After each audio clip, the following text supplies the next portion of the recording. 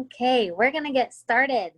Welcome everyone to our first luncheon of the season of 2020 in the virtual realm that we're in. I know a lot of us have multiple Zoom meetings and different ways of virtually connecting with each other, and this is how the Moscow Chamber of Commerce is going to network for a little while. So we're so grateful for those of you that are participating today.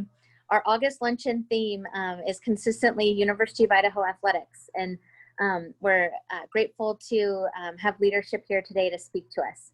Before we get started, I just have a few announcements and a couple of intros I'd like to do. First of all, the Moscow Chamber of Commerce receives exceptional support from University of Idaho Extension, specifically through Colette DePhelps as well as Mackenzie Lawrence. They help us set this up, and we really appreciate it. They've done it in the past for us as well. So thank you so much. And I'm actually going to pass it on to Colette briefly. She's going to go over some tips for our meeting today, and then we'll move on to our program. Thank you, Jenny. Welcome, everyone. We're so glad you're on today. Most people are familiar with Zoom, but we have a couple of tips. We are in webinar format. If you are having any problems with sound or the speed of the slide advancing, you can go ahead and type into the chat. Mackenzie and I are on call to be able to help you with any technical issues. If you continue to have sound problems, you can always mute and turn the sound off on your computer. Call in on your telephone. That number was provided in your welcome email, and you'll be able to hear the audio much clearer.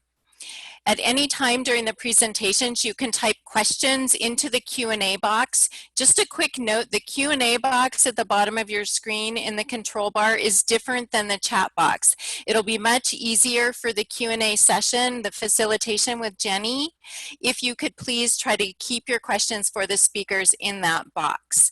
There will be a recording of this meeting available, and Jenny's going to tell you at the end of the presentation today where you can find that. So I'm going to hand it back to you, Jenny. Thank you, Colette. I really appreciate that.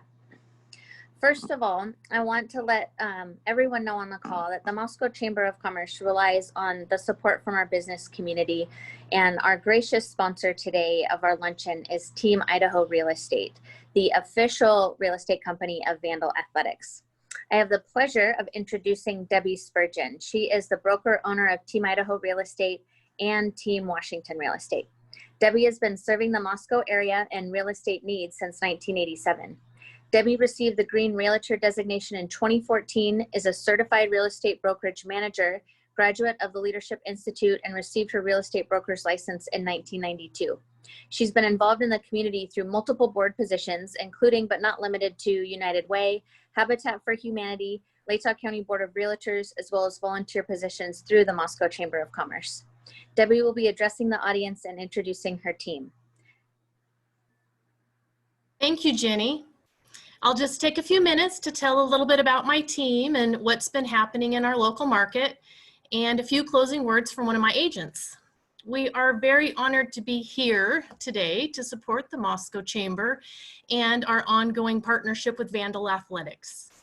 Much like Vandal Athletics, our team strives to work together to be strong together. Though our end goals might be a little different, the idea is definitely the same. Through our teamwork approach, we help our clients find the best fit. Before I introduce everybody, I'd like to emphasize really what a great team I have. Our team is they're very knowledgeable, hardworking, trustworthy, dedicated, and responsive. We are very committed to ongoing education to keep us at the top of our game. In fact, nearly all of our agents have worked very hard and obtained their broker's license, or in the process of obtaining their broker's license.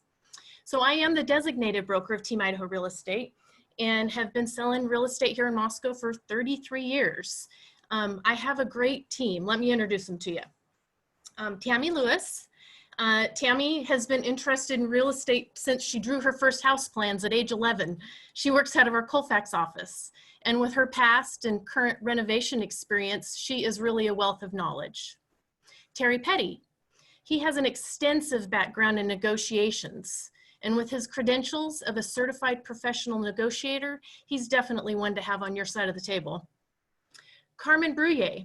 She works exclusively out of our Colfax office. She grew up in Colfax, raised her 5 kids there, and she definitely knows Whitman County like none other. Adam Hancock. He's one of our full-time property managers, and he's been key in helping tenants understand and step into the home buying process.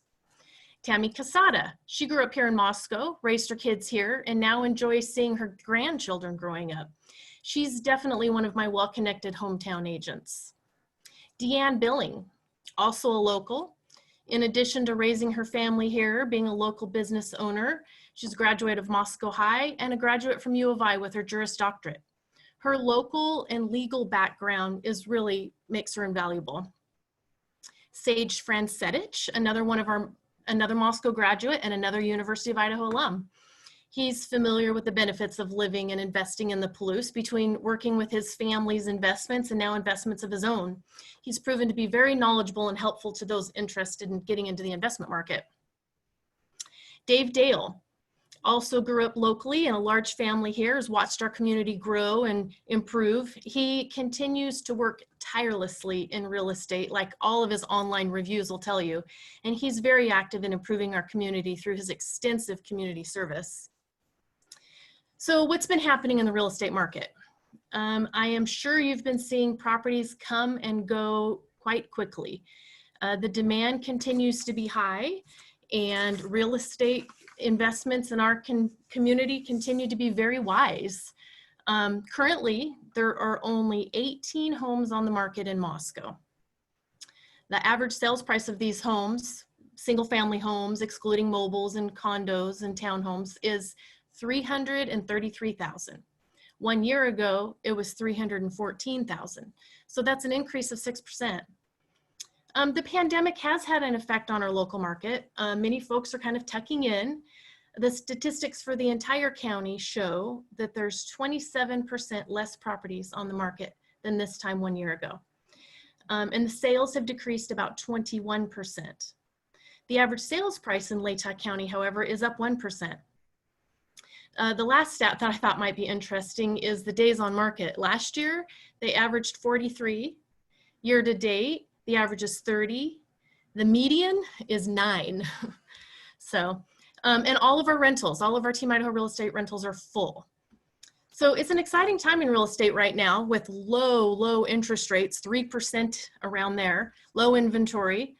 It's a time for our team to embrace some new technology, find some new creative ways to market and show homes virtually, and also assist our tenants in purchasing homes through our Team Idaho homebuyer program. So now could be the time for step-up housing or buy that home of your dreams. Team Idaho Real Estate has also had the privilege of working closely with Moscow Affordable Housing Trust. Hopefully you're familiar with that. They have brought affordable homes to our community. In fact, this last year we had 3 come and go very quickly. And there will be more to come, so watch for that. Real estate is historically a way to build wealth. Whether you're an owner of your own home or you're investing to secure your future, we would like to be your trusted advisor. Our business is really about people, not houses. We are comprised of hometown agents, and we all really care, and we all contribute to the betterment of our community. We're local, committed to Moscow, and appreciate our partnership. In closing, I'd like to introduce Dave Dale, who has a few words to say about our team also. I hope you're there, Dave. I'm not sure if we got him connected in properly. Host had to unmute me. How's everybody doing today? Hi. Thank you for the kind introduction, boss. Guys, we just wanted to really stress to you that we are athletes ourselves, so we're happy to be the official sponsor of Team Idaho Athletics, and how you do one thing is how you do everything. So we want to win. I don't think one size fits all when it comes to realtors, and I think our team really does go the extra mile. We really do try and give all to our clients, because what you do for the marketplace is bring value, and bringing value can be a lot of different things when you're a realtor. So I just wanted to really touch on, make sure you're asking your realtors how their education's looking. Are they doing their continuing stuff? Are they versed in negotiating your best interest in a really tight market, as Debbie just explained?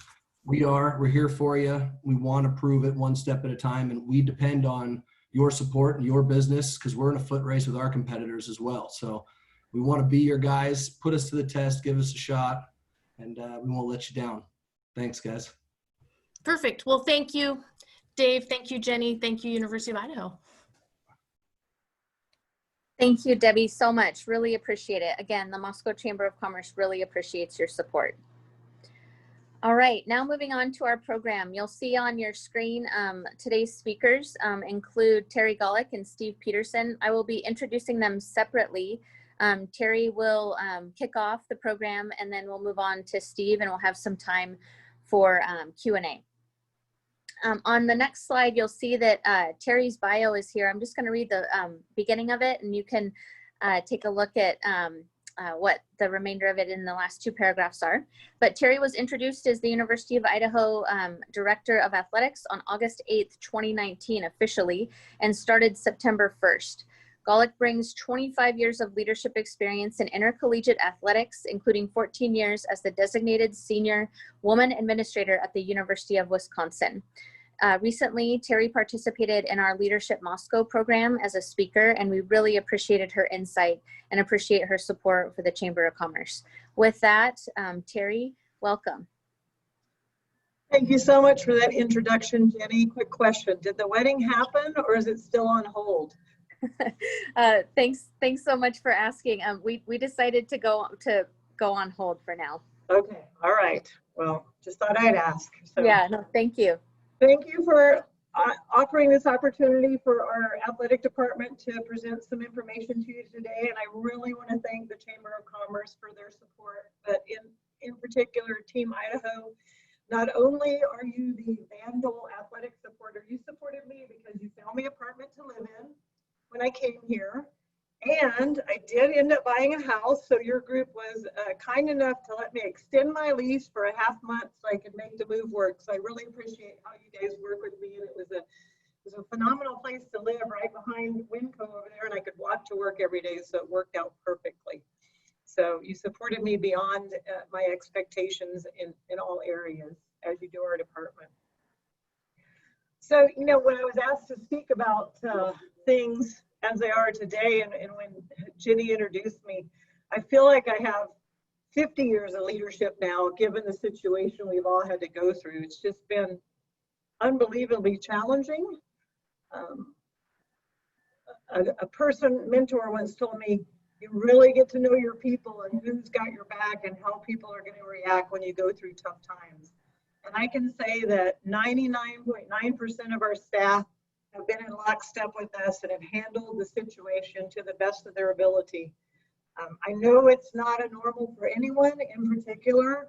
I know the businesses in our community and across the country have been struggling. I'm a huge live music fan. I have some friends back in Madison that their band fell apart. They don't have a way to make money. So I'm really, really sensitive to all the things that, you know, I'm not just a sports nerd and that, but also other things as well. So I'm really sensitive to all the outside folks that bring joy and delight in many different ways to our community. So any way that we can support those folks, let me know. I'd be very, very happy to be on board with that. One of the ways is going to be, we have a small committee, Jeremy Barron and then Tony Broyles. We're already talking about opening the ICC arena next year and what can we bring to town. So looking for all kinds of activities and events, and I keep thinking we could get George Strait here. I'm a huge country music fan, but he's a little expensive, so I don't know if that's going to happen, but just difficult times for all of us, and there's no normal. And in particular, for our coaches, they like things structured, but I really want to commend our president for being so forward-thinking. President Green, I don't know when he came up with the idea or how the planning started, but he was adamant that we were going to bring students back to campus, but we're going to do it in the safest way possible. So we're only one of a few handful of institutions that are bringing back all their students and testing them. There's not a lot of schools that are doing that. And there's also not a lot of schools that are doing it the right way, in that asking students to get here and self-quarantine, having a way to accommodate the positive test, because you're going to have positive tests. And I also want to commend our athletic trainer for thinking ahead. He and I both decided way back in March, believe it or not, or early April, that if we were going to bring our athletes back, we weren't going to do it without testing. So Terry? Oh, sorry. Yes. I'm so sorry to interrupt you. That's sorry all right. to interrupt. The audio is slightly uneven. I'm not Okay. sure if speaking directly into your mic may help. Okay. Colette, do you have another addition or anything to add in regard to what could assist? We just got a comment about that. We want to make sure we can hear you clearly.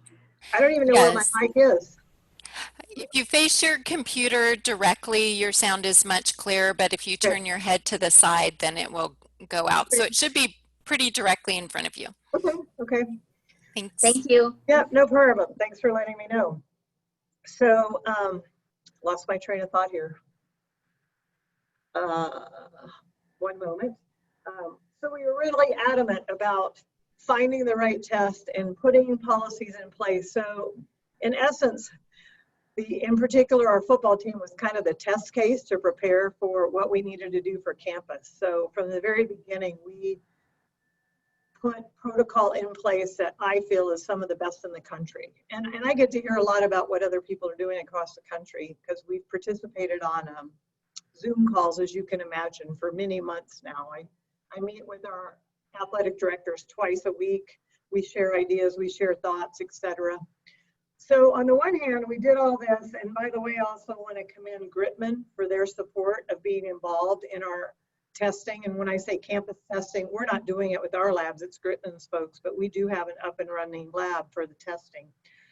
And they've been phenomenal to work with.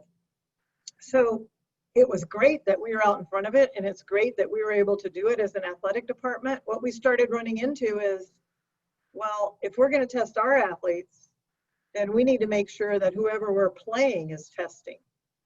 And you've probably seen that the Big Sky, and of course I'm a part of that, we made the decision not to have fall sports and move them to spring. Well, partly it was because, quite frankly, several of our institutions, Portland State, for instance, they're still in phase 1. We're in 4, they're still in 1.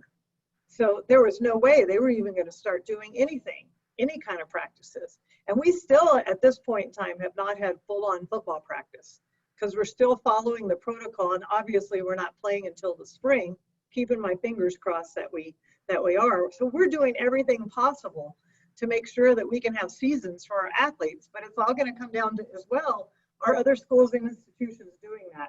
And for those of you that have been around, coaches, athletes, staff, we're competitors. Yes, we work as a team, but as such, competitors, they need things organized. They need plan details down to the minute in some prescriptive cases, like if you'll see a game, pre-game protocol, you have the timing sheet, which basically is all about TV, so to speak, but it has to be scripted out. Well, you can imagine in this COVID time, we're not scripted on anything. And the coaches, in some respects, are driving some of my staff crazy because they want to know, they want answers. And we don't have all the answers. So we're still working through all this. So a lot of it is still up in the air. So I've started using the term, if you guys have ever seen the movie Groundhog Day, well, I'm in COVID Groundhog Day. And by that, I mean, what did our footprint look like? Are we going to be playing? If so, who, when, how? What are we doing? What are the tests that are prescribed by the NCAA? And quite frankly, the NCAA has not gotten to the point of mandating it. So again, there's some things out of our control, so we can only control the controllables. So if anybody is going to ask the question, well, are we going to play in the spring? I hope so, but I don't know. I mean, are we going to play basketball starting in November? I hope so, but I don't know. So that's hard for coaches and student athletes to not have that control, if you will. So we're managing that every day. And at the core of all this certainly is the health and safety of not only our student athletes and staff, but the community as well. So even though our football athletes are working out outside, they're wearing masks, they're working out in the weight room, and so are 2 of our other teams, but I chose not to bring the basketball teams back to town because I knew their season obviously starts later than some of the other sports. So that's where we're at today in the athletic world. Unfortunately, it's most likely looking like the only games that we would play in the spring for football would be conference games unless something opens back up. I don't know that for sure. That was a big blow to us because certainly when we have a game with the Washington State, they, give us quite a hefty sum of money to come 8 miles across the road to play them. So we're in a financial strapped time as well, because about 70% of our budget spending is on salaries, fringe benefits, but most importantly, scholarships for student athletes. So none of that stops, obviously. So we're still trying to figure out how are we gonna make this boat float, if you will. So I don't know, Jenny, if you want to open it up for specific questions for me now, or if we want to roll into Dr. Peterson's presentation, however you want to handle it, I'm fine with doing either. Thank you. I appreciate that. If you don't mind, I think that we should move into Steve's, and then we can have folks direct specific questions to either of you, if that's all right with you. Okay. Thank you so much. Really appreciate it. So next, we're going to be hearing from Steve Peterson. He is a professor of economics at the University of Idaho. I have the privilege of working with Steve on all sorts of different projects, and it's really fun to collaborate with him in the College of Business as well as the College of Ag and other arenas at the University of Idaho. You'll see his bio listed here, but he is a regional economist and associate clinical professor at the U of I, where he's been employed for over 25 years. Peterson's research interest is local and regional economic analysis with a focus on economic impact studies. Some other economic impact studies that you may have seen Steve participate in is our rapid market assessment with the farmers market recently. And he has conducted over 150 economic impact studies in his career, covering multiple industries in the Pacific Northwest. So with that, I would like to welcome Steve, and he's going to be sharing his screen for his portion of his presentation. He has a PowerPoint for all of us. So thank you for your time, Steve. Really appreciate it. Thank you, And Jen. while Steve's getting set up, I just want to remind folks to type your questions for us to pose to the speakers today. I will be moderating those questions. So anything that you have, please include. Thank you. Well, thank you, Jenny, for that gracious introduction, and thanks for inviting me. What I'm going to present today is some preliminary results on the economic impacts of Vandal Athletics. Our full report will be out in about a month in the middle of September. And obviously, this was started pre-COVID-19. And it's based on the economic activity of Vandal Athletics up through fiscal year 19. But this has important implications going forward in the future as we struggle to emerge from the post-COVID environment. I think that Vandal Athletics will provide a path forward for improving the economy and the prospects of the University of Idaho. The sponsor of the study is the Moscow Chamber of Commerce, and it was produced by Vandal Student Enterprises and the College of Business and Economics, and the student team members are Connor Allen, Matt Coleman, Jacob Spence, and Jesse Watson. Originally, Connor was slated to co-present with me, and he had an unexpected health issue and is doing fine, but we'll miss him today. Okay, so what's our central conclusion? Our central conclusion is that Vandal Athletics is essential to the mission of the University of Idaho. And it has been since 1889. It's deeply inwoven in all university activities. It is virtually inseparable from the university itself. It's a critical asset for recruiting and retention of students. And finally, it's vital to the marketing and branding of not just the U of I, but for the community at large.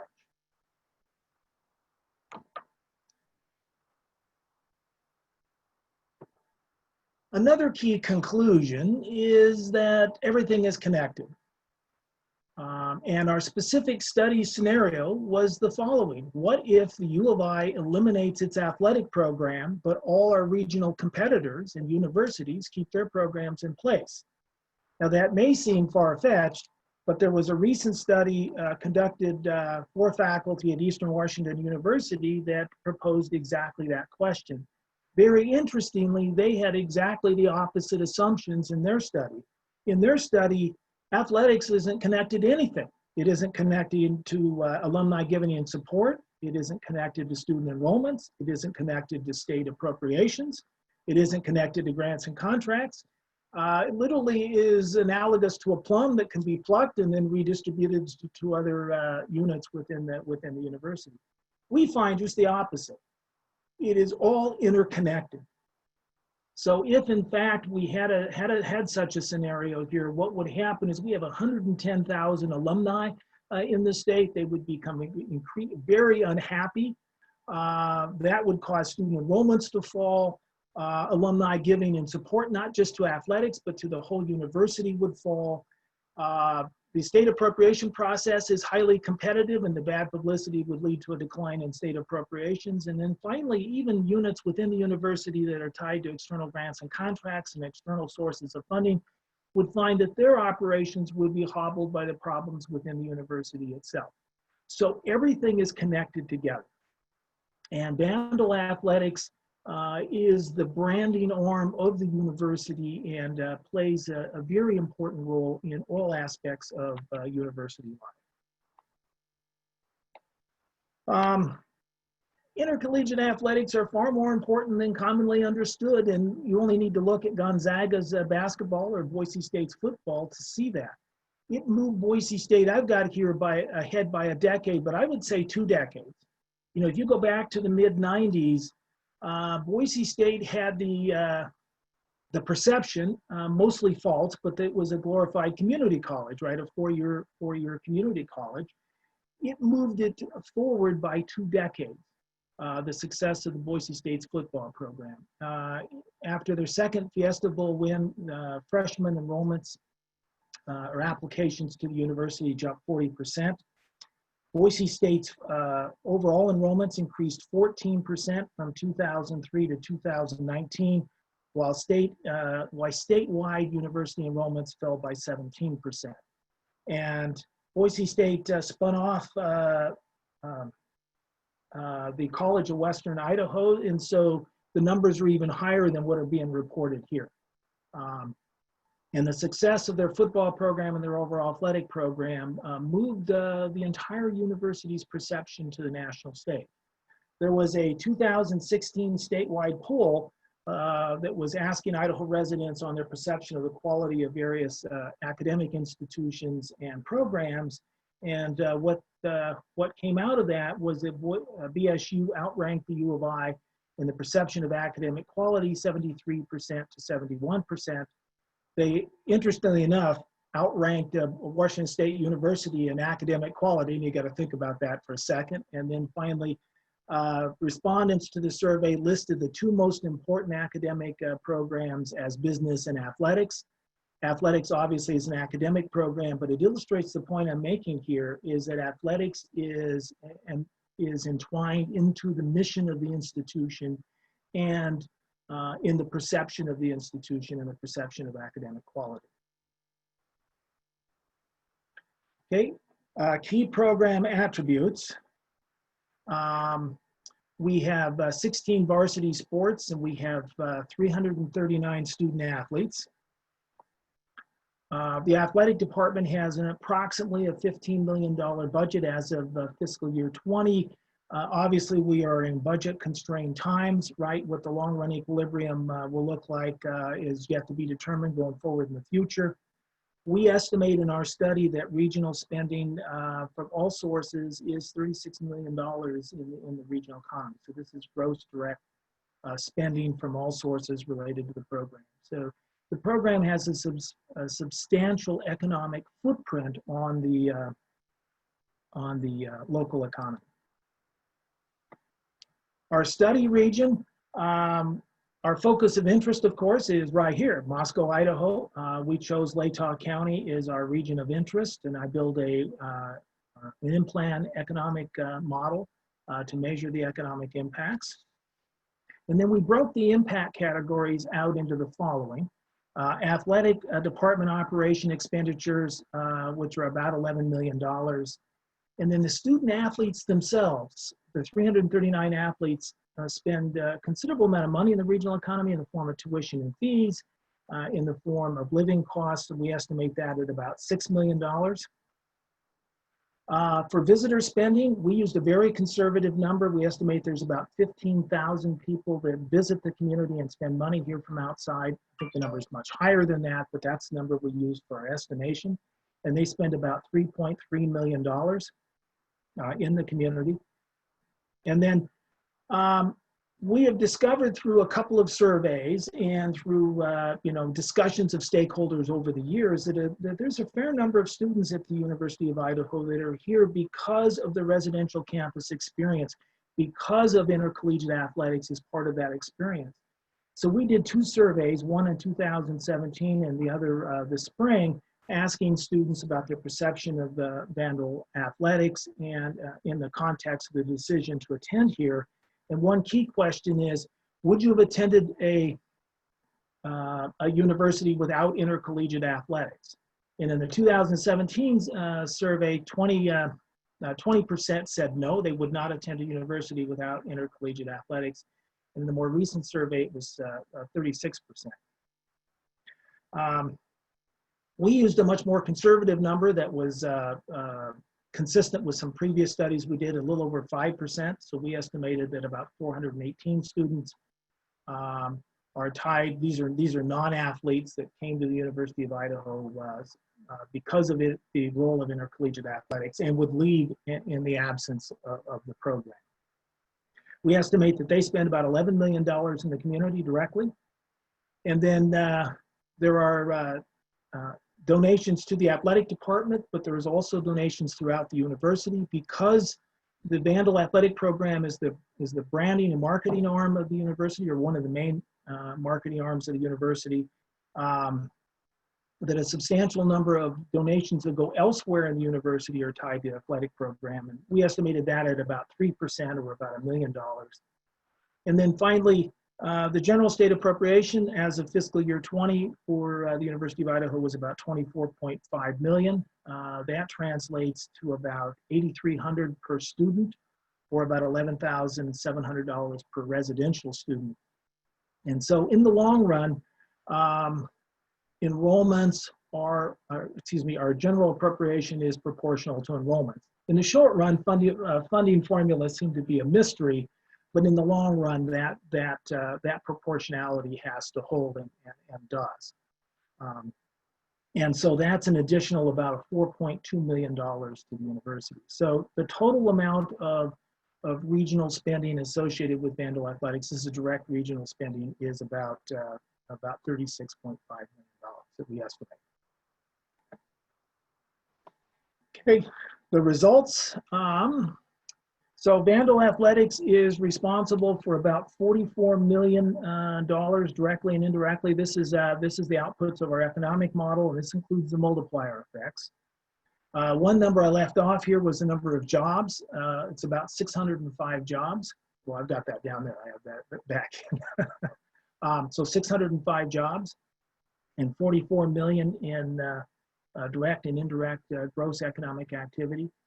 And then you can subdivide that out into net economic activity. So net addition to gross regional product, this is the local version of gross domestic product, is about 31 million. And then there's substantial tax contributions associated with economic activity, about $500,000 in local tax contributions and about $1.3 million in state, this would be state excise, sales, and income taxes.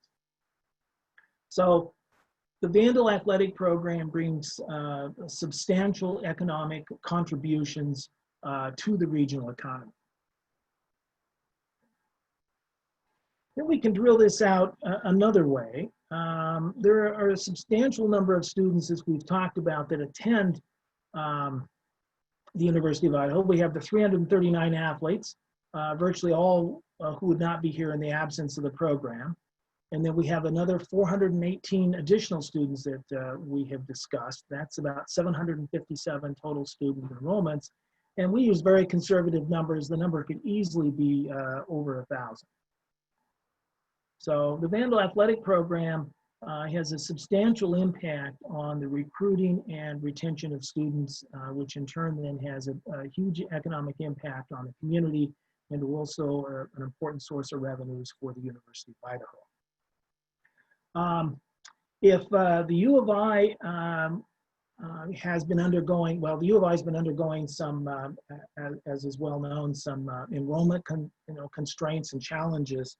But I want to make a note that if the U of I had maintained its 2003 level of enrollment steadily all the way to the present, that would have added an additional 2,000 jobs to the local economy. So that gives you a sense of just how important enrollments are to the regional economy. And there's a business cycle associated with student enrollments in the local economy that I think is very important for local stakeholders. So every additional student that attending the U of I, and this is be a permanently occupied seat. So we're not talking about transient students coming and going. We're talking about a permanently occupied seat. So every student creates about 0.7 jobs, about 50,000 in gross output, about $26,000 in wages and salaries, and about $2,300 in state and local taxes. So if we were to add an additional 1,000 students, that would create 700 local jobs and about $50 million in additional gross output. So the role of students in the economy is very important. And I think sometimes in the academic community, the effect of enrollments is sometimes overlooked, its effect on the regional economy, especially in the challenging COVID-19 times that we face. And I applaud President Green's efforts to try to bring, try to offer in-class, in-person classes here at the U of I, and his robust plan to test every student coming in. I think you can begin to see the economic effects of that just right here.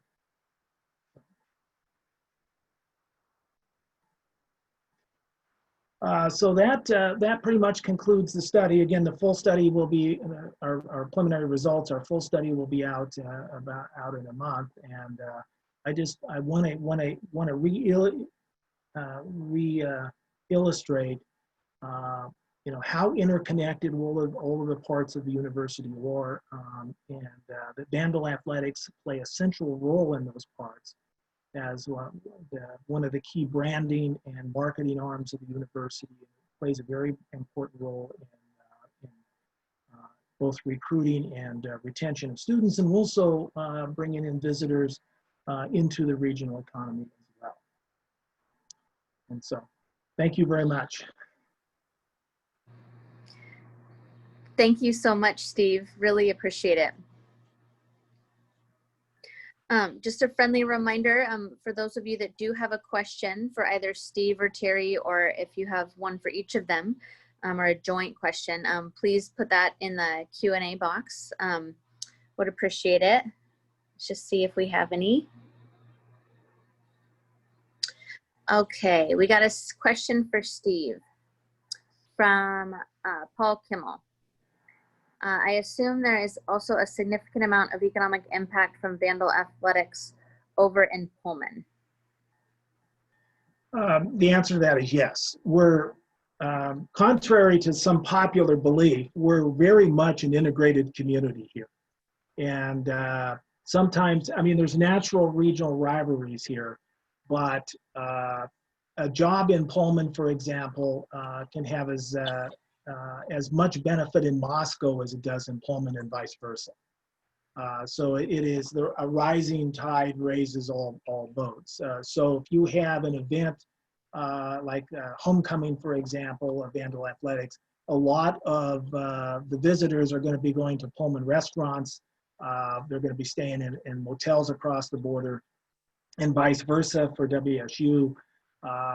Economically speaking, we are a highly integrated community. And, you know, as I was giving the analogy of we're all in the same ship, it sometimes doesn't look that way, but we really are. So one only has to go look at some of our important events throughout the year centered around Vandal Athletics to see all of the spending from the Vandals spend over in Pullman, both in shopping, in motels, and eating and drinking establishments. Thank you, Steve. Okay. Looks like we're getting another question. All right, this one looks like this one's for Steve. It's from Jamie from Palouse Land Trust. I know it's pretty early to say, but if we start losing student athletes due to being unable to play, etc., is there a converse scenario we can take away from your study? For instance, for each loss, can we assume the comparable loss of the 0.7 FTE? The answer to that is not in the short run. So my 0.7 FTE is a long run metric if we lose the seat. So if you can imagine a continuously occupied seat at the University of Idaho, that's the way we're measuring this. In the short run, there'll be some losses, but not those kind of losses.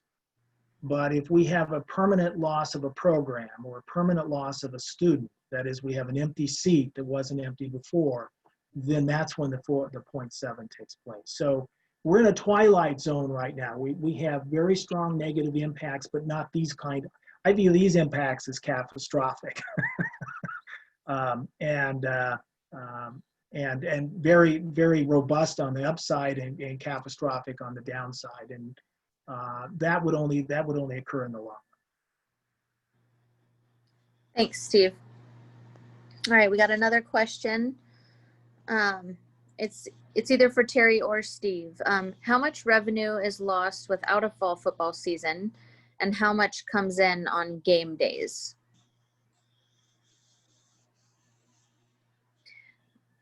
Whoever asked the question, Stephen, are you talking about to the athletic department or to the community? Let's see if we get a response. Just a second.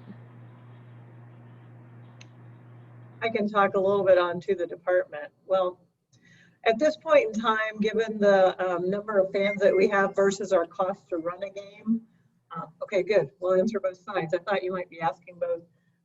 We break even when we host a home game. So also depending on, I'm talking more conference games, because believe it or not, some of the non-conference that we bring in, if we bring somebody here, we have to pay them a guarantee. Now it's not as big a guarantee as we get when we go play somewhere else.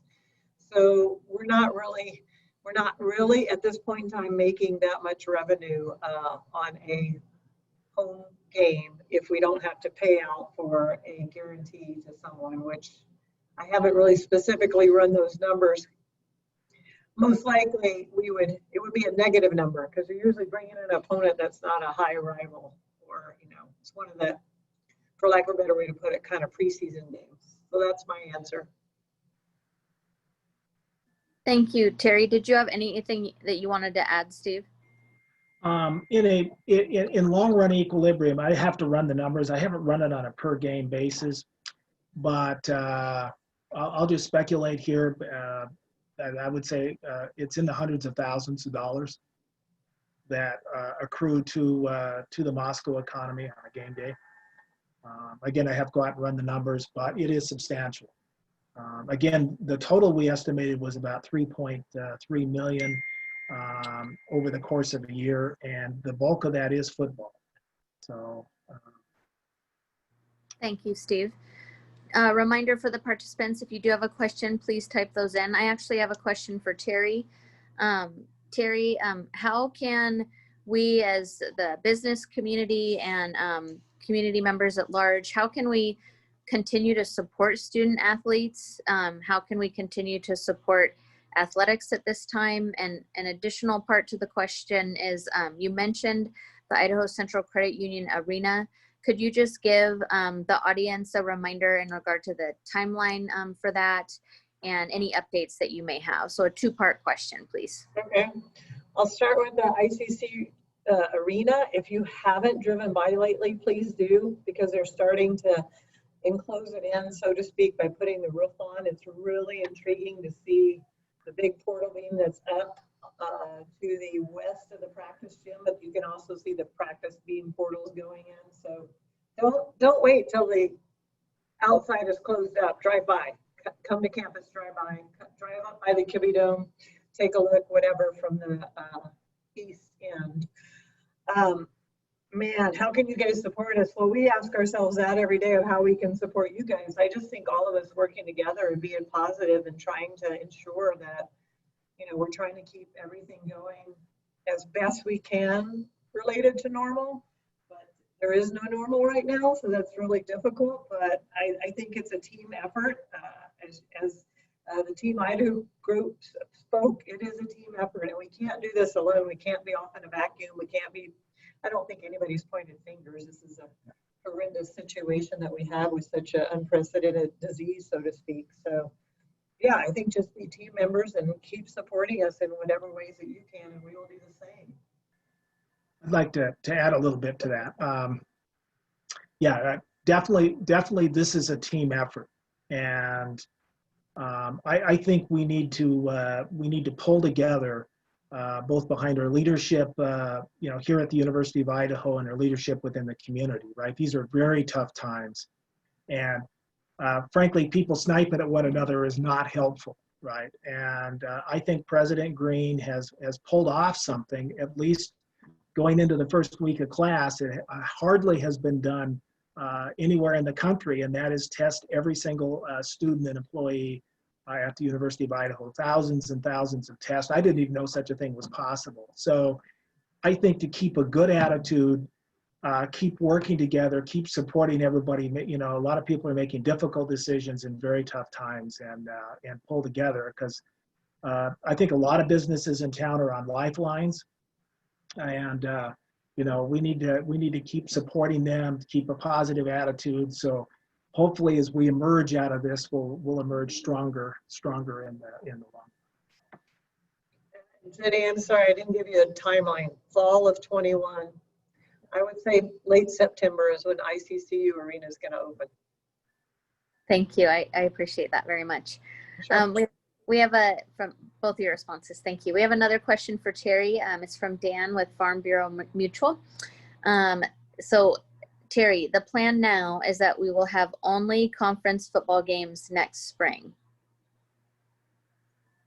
Well, I have hesitation on answering that because we don't even know if, I don't want to say it's going to be allowable, but the NCAA has thrown around a lot of different thoughts. Kind of to put it in perspective, FCS football, which is the, you know, level that we're in, the championship for that is run by the NCAA. FBS football is not NCAA driven, even though they follow NCAA rules. By that I mean they're in the bowl series, football bowl series. So the NCAA doesn't run those championships.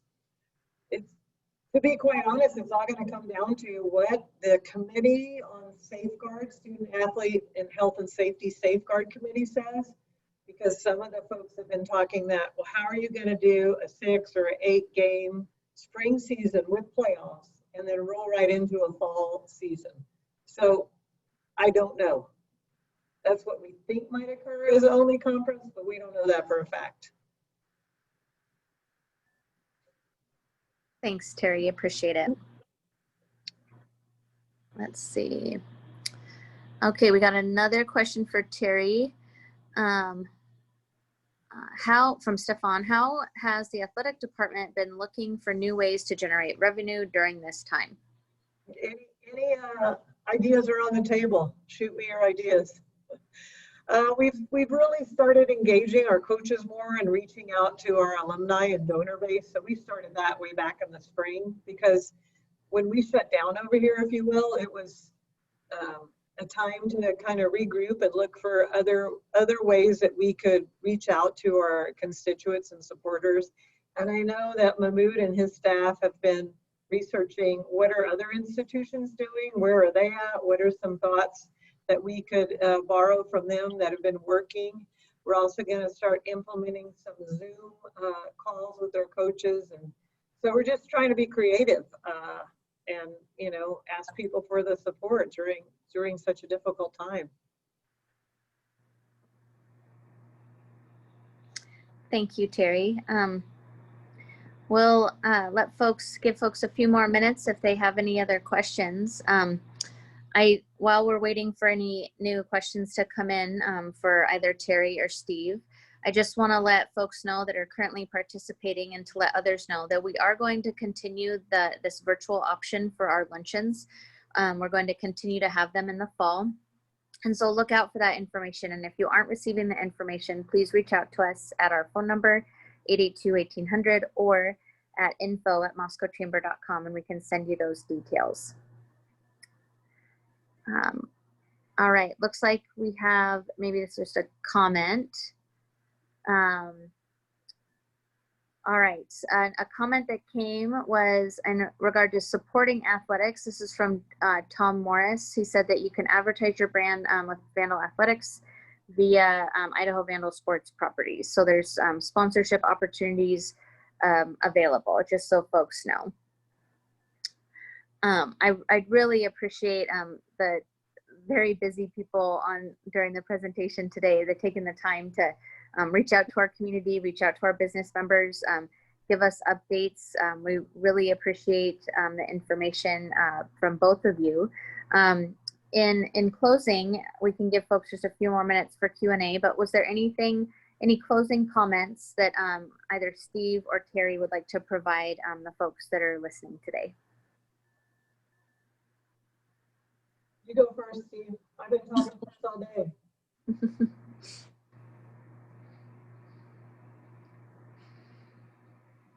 Steve, you're up first if you have any closing comments. I'll just mention something about the arena. If you get a chance to go visit that, it is it's an architectural marvel in its own right. It's a $51 million project, and it will become a community event center. We lack a venue of that size to have mid-level concerts and public events here, and that'll be available to the public, and in addition to enhancing our basketball programs. And so it's got unique wood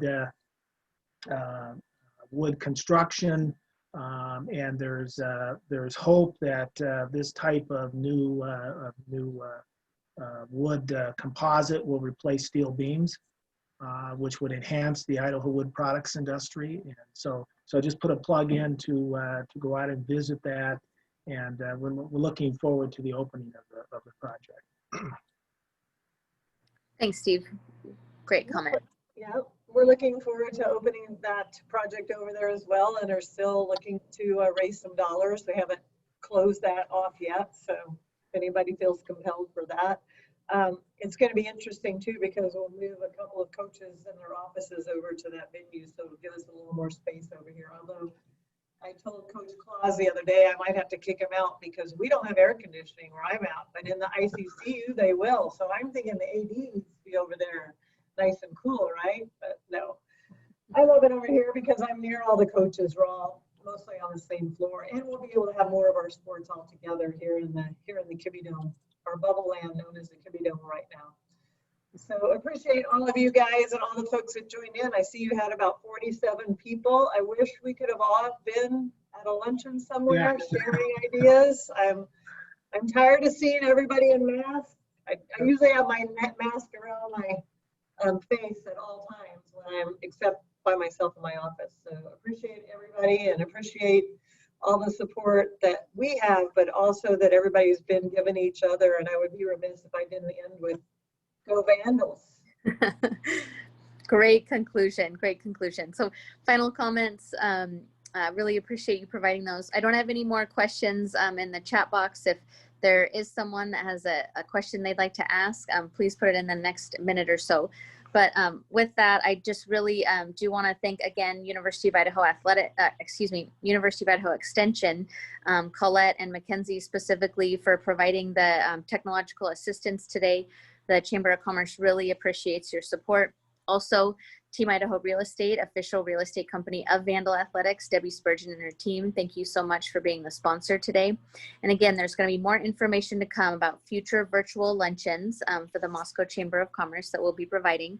And when you are able to participate in a luncheon, we just want to suggest to folks that when you can, order your food curbside or delivery from a location here in Moscow from one of our chamber members. I know that they surely appreciate the support, and like many need that support. So I want...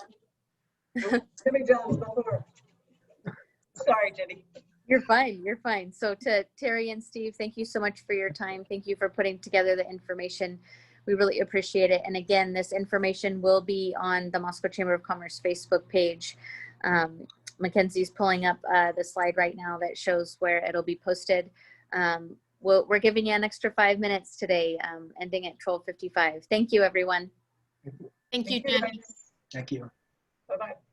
Bye.